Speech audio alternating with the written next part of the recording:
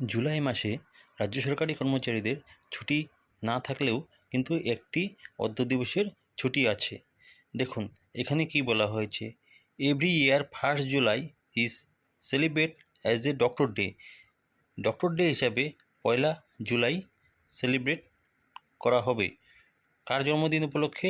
Doctor Bidhanchandra রায়, যিনি x chief minister ছিলেন। সেই উপলক্ষে পশ্চিমবঙ্গে অর্ধেক দিবস বা অর্ধ দিবস ছুটি ঘোষণা করা হয়েছে।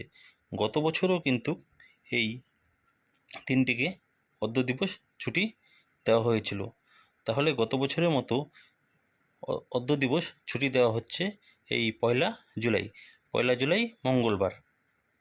তাহলে এই মঙ্গলবার ডক্টর ডে জন্য ছুটি থাকছে। তাহলে রাজ্য সরকারি কর্মচারীরা কিন্তু এই অর্ধ দিবসের ছুটি গত বছরের মতো পাচ্ছে। জুলাই মাসে এমনিতে রাজ্য সরকারি কর্মচারীদের কোনো ছুটি নাই।